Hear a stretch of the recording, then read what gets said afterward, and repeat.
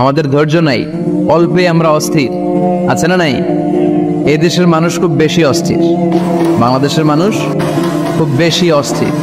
আমি পৃথিবীর অনেক দেশে ঘুরেছি, সেখানে দেখেছি মানুষজন খুব ধীরস্থির ভাবে কাজ করতে পছন্দ করে। সুপার শপে যদি কিনতে যায়, they maintain the queue in super shop. Super শপে লম্বা লাইন, সবাই যে ওখানে ভদ্রভাবে দাঁড়ায়, একজনের পর একজন যাবে। টিকিট কাটতে যাবে, লম্বা লাইন, একজনের পর একজন দাঁড়ায়, একজন যাবে আরেকজন। ওখানে যদি কোনো বাঙালি থাকে তখন দেখা যায় তার অস্থিরতা। কেন সামনে এত লাইন, এত সময় লাগে কেন, আমি কখন পাবো, আমার কি হবে? অস্থিরতা আছে না নেই?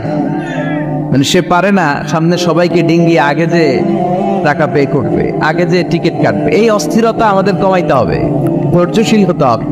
গোটা বিশ্বব্যাপী আমাদের এই বাংলাদেশের মানুষের এই বদনাম যে আমরা অস্থির প্রকৃতির, আমরা ঠান্ডা মাথায় ভাবি না। ঠান্ডা মাথায় ভাবতে হবে, ধৈর্যশীল হতে হবে। ইন্নামা সাবরু ইনদা সাদামাতিল উলা।